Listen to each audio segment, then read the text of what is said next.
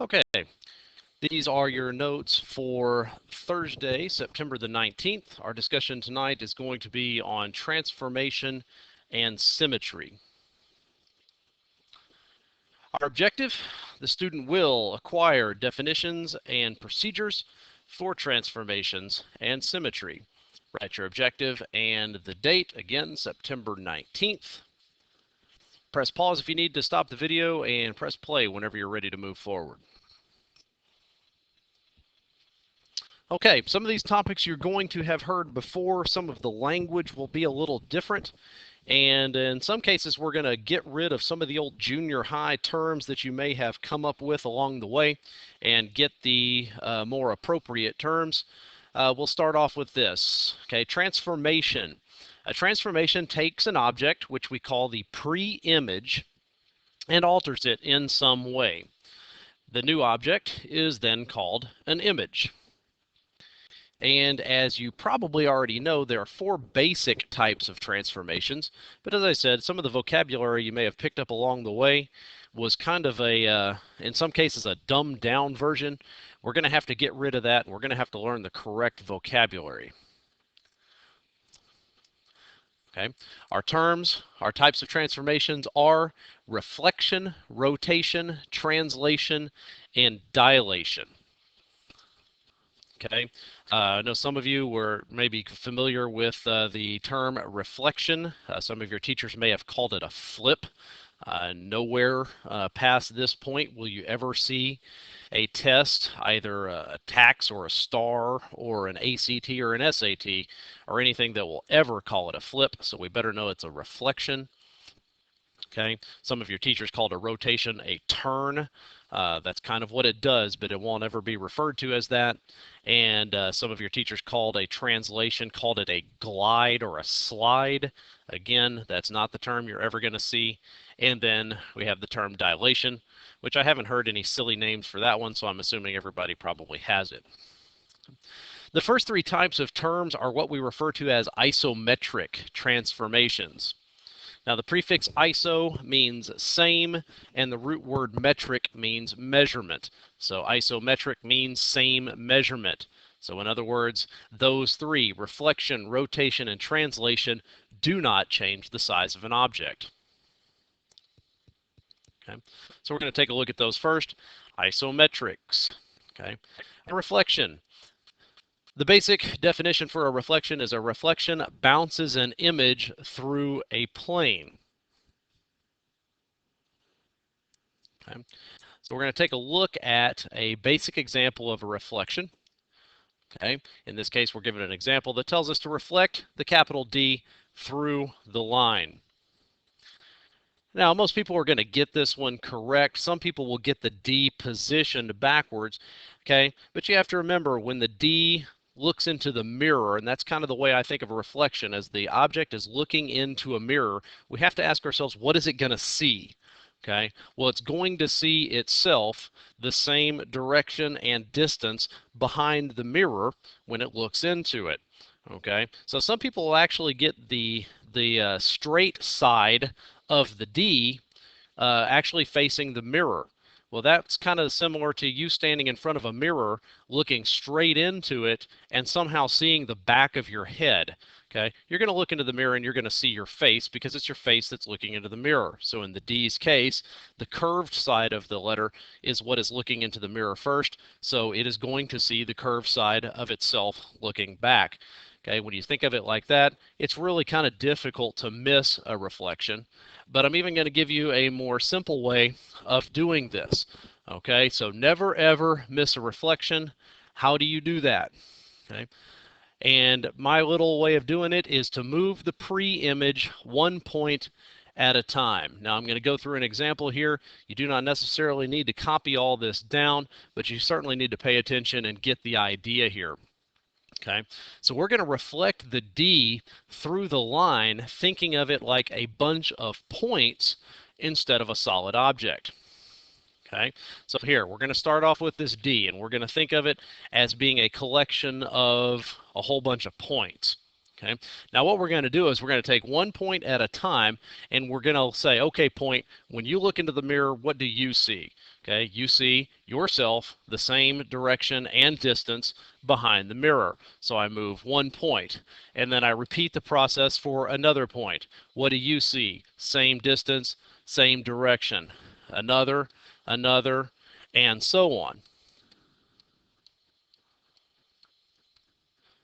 Okay, and when you move them 1 point at a time like that, there's absolutely no way to actually miss a reflection. Now that may seem a little excessive when you're thinking about it, going, you know, I could have figured that out without doing the whole point thing. And you're right, a lot of people can, and we're pretty good at it as long as the mirror is vertical.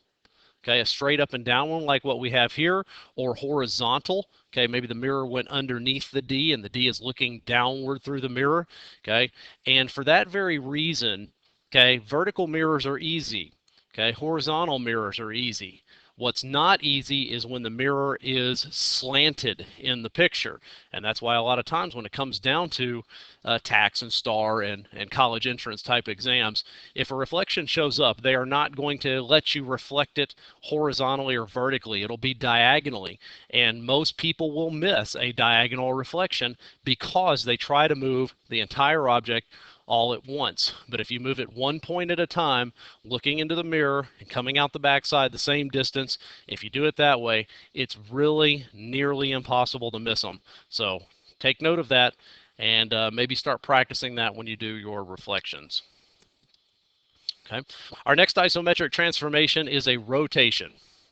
And as you're probably well familiar, a rotation rotates a figure around a given point. Okay, so we need to be given a point of reference, and we need to know how far to rotate the figure and in which direction. Okay, now this given point thing that it's talking about, sometimes that is a point that is floating in space somewhere near the object. Sometimes that is part of the object itself, like maybe a corner point of the object it's going to spin around. This and another thing that you absolutely have to know, and if you're ever given a rotation, chances are they're going to pick on this. Okay, they're going to give you an amount of degrees. They're going to tell you, okay, rotate it this number of degrees around the point. So you got to know how many degrees are there in a full circle. If you travel all the way around a circle and come back to where you started, how many degrees was that? That is 360 degrees. Write that down if you don't know. Okay, one full turn is 360 degrees. So that means that a half a turn is going to be 180 degrees. And of course, a quarter of a turn, just like a right angle, is 90 degrees. Okay. But more important than that, what they're going to hit you with is they're going to get you with the idea of clockwise and counterclockwise. Unfortunately, a lot of you do not know what this is because you have grown up with cell phones in your hands and you're reading digital clocks all the time. And when somebody makes you read an analog clock, a lot of you simply don't even know how to read it anymore. Okay, well, the tests are not going to care if you would rather read a digital clock than an analog clock. They're going to use terms like clockwise and counterclockwise. So if you do not know the difference between the two, then you probably need to spend a little bit of time staring at an analog clock and watching which direction it runs. Okay, when you're looking at a circle, from the top of the circle, the clock runs to the right. That is what we call clockwise. Okay, the other direction from the top of the circle heading left, that would be counterclockwise. And these are terms that you are expected to know. Okay, so there will be questions that'll say things like rotate 90 degrees, either clockwise or counterclockwise, and the difference between the right answer and the wrong answer is going to be which direction you went. Okay, so here we go. We have an example. Okay, rotate the capital A 90 degrees clockwise around the point.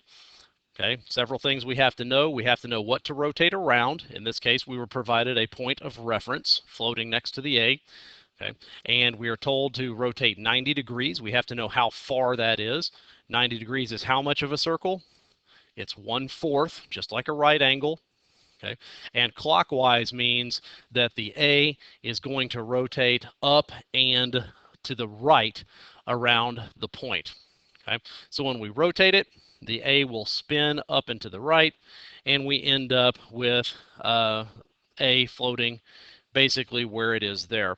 But once again, I'm going to offer you a fail-safe way of never missing a rotation. Okay, so never miss a rotation. How? So let's take a look.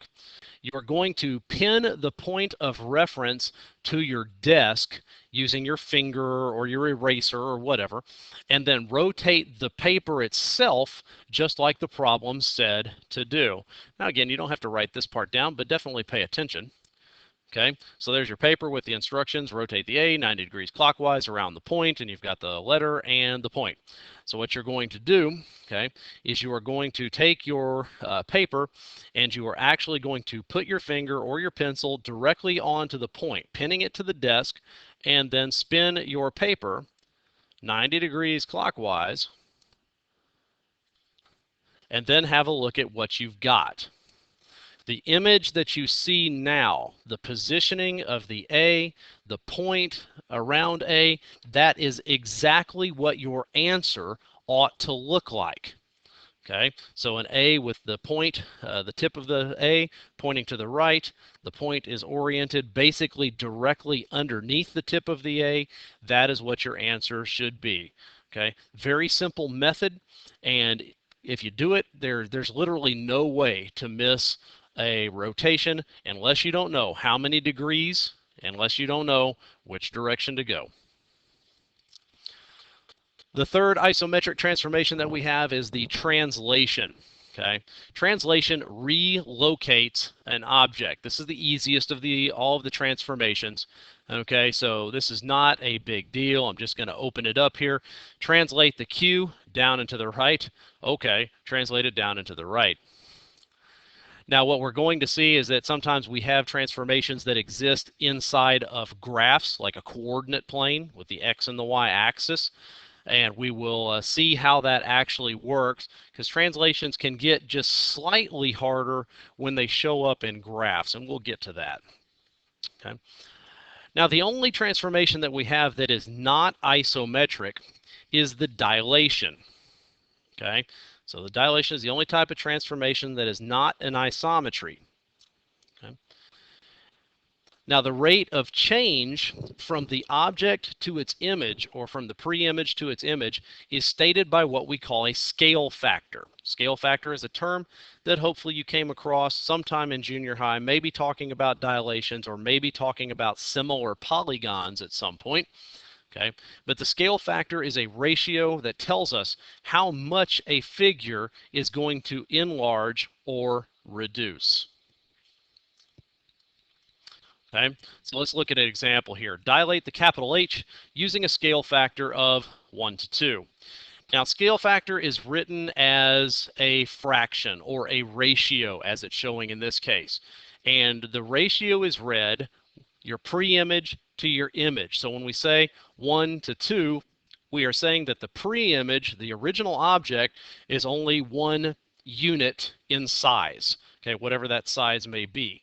Okay, but the image, showing a 2 up there, has become twice as big. It went from only 1 unit in size to 2 units in size. So we expect the image in this case to be twice as big as the original. Okay, so a dilation in this case might look like that capital H. Okay, looking at another one. Okay, dilate the R, capital R, using a scale factor of 3 to 1. In this case, the scale factor gets smaller as you read through the ratio. It starts off with something of size 3 units and ends up as being something with size of 1 unit. So this one's actually reduced. Okay, so the image, in this one, the image will be much smaller than the object, about 3 times smaller, so our capital R is becoming a much smaller R. Okay.